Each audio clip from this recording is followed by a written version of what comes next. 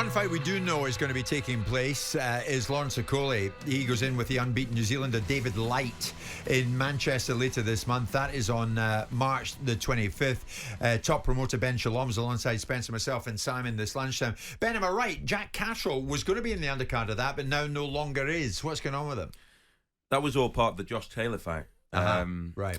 Once Josh had to pull out through injury, we were asking for a date for when we could reschedule. We were told, scans still had to happen in the next few weeks, and they couldn't give us a specific date. They told us it definitely wouldn't be May. We spoke with his team. They thought it was a good idea to do a takeover with Jack. We got written confirmation from Top Rank that a takeover was okay as long as it didn't push back the rescheduled date for whenever that was, and we were waiting for it. And so that was all part of waiting for Josh Taylor. And now what's happened has happened.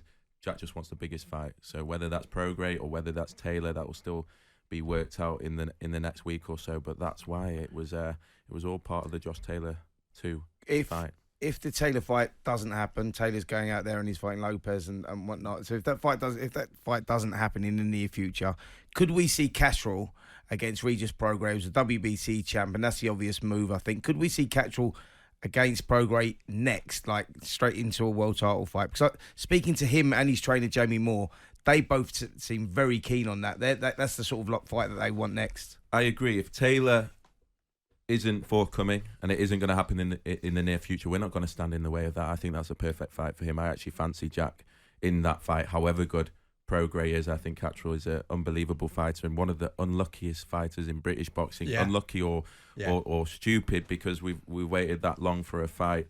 We did the gloves are off. We did the press conference. We did so much for that fight that was about to be announced, and 48 hours before the injury happened, and he's been waiting for a rescheduled date ever since. But yeah, Regis Prograis, we wouldn't stand in the way. We have had his team contact us. We know that they want that fight, and that'll be the next fight, I believe, for Jack. Okay. Once we find out. You will know, Ben, that Josh Taylor joined us on this show, Mr. Jordan, as only he can do, took him to task over that proposed fight with Jack Catterall and why it didn't happen. And Josh was none too happy with Simon. I do think you lost that fight. I do think you went into that fight and underrated him. And I didn't particularly like your reaction after the fight. Well, how many times do I need to say it to you? I've already said it to you 3 times in this interview that I'm going to fight him again. Yeah, but what you guys say, Josh, and what you guys do are 2 different things. I want to make sure that we get this in an unequivocal position, that you deal with Teofimo Lopez in the next 2 or 3 months when you're fit, and that you're going to fight Jack Catterall this year, so everyone can get this situation resolved properly, and then you never have to listen to it again, do you? How many times have I say I will fight him again? Good. I just can't. Got it. I've said it in about 20 different interviews. Got it. Good. We've all got it now. We've all heard it. It's indelible.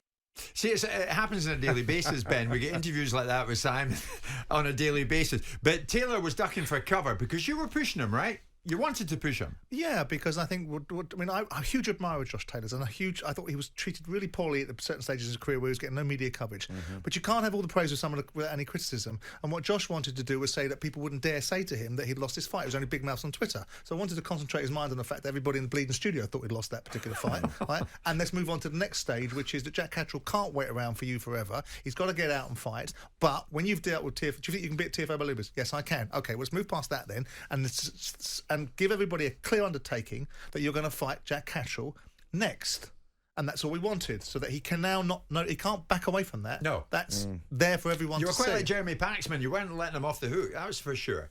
At some stage, we will see it, right?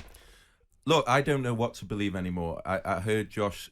I was surprised at his comments around myself and Jack and us taking the fight, and therefore the reschedule. We spent 12 months trying to make that fight happen. All the networks, it was a very difficult rematch to make. The numbers involved, we absolutely stretched everything to make it happen. We were about to announce it, and it didn't happen. And the only reason he was taking a tick-over fight was because we had it from Top Rank, Josh's promoter, that as long as it didn't push back the date, we would get that fight. And so Look, I'd love that fight to happen, It'd but be I've been trying to make it for 12 months, so I'm not going to hold my breath anymore. It'd be interesting to see if that fight happens. If Catterall fights for the WBC title against Prograis, wins the WBC title, and then obviously Taylor with the WBO. It'd be interesting to see if they do some sort of unification. Then if Taylor 140 changes is difficult things for Josh now, isn't yeah, it? well, this is the thing. Yeah, I think it's maybe one more fight for Josh at 140 and he moves up. Ben, whenever you join us, fight fans listen up and they pile in with some questions of their own. So I shall ask those questions, one of them being Eubank Jr. against Liam Smith. People want to see it. They want to see the rematch. Can you give us some news this lunchtime? I believe it will be announced next week. Both fighters are ready for it.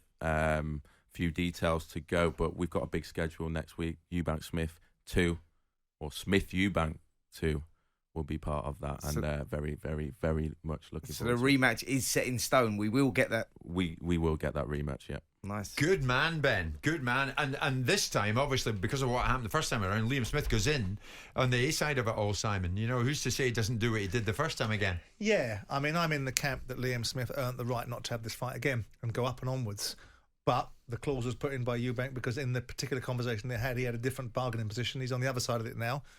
I anticipate the same outcome. Mm-hmm. Really? I anticipate the same outcome. I don't think Chris Eubank can fight at 160.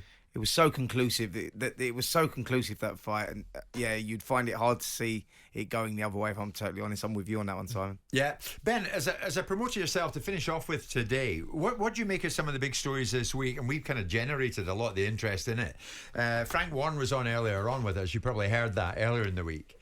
And we were pushing him. Of course we would. It's our job to find out what the latest was regarding a venue and a final date, etc., for Fury against Usyk. And it came down to the fact that if it's not all agreed by the end of this week, it ain't happening. So we went to Alex Krasiuk, who represents Usyk, and he spelled out more, did he not, Spencer? Yep. About, look, this is where we're at, really. And we talked about 50-50, and that didn't happen. We talked about 60-40, with the winner taking 60, and that didn't happen. So they're kind of up in the air, but they're waiting to be informed as well. Do you see it happening? Right now, on April 29th, no.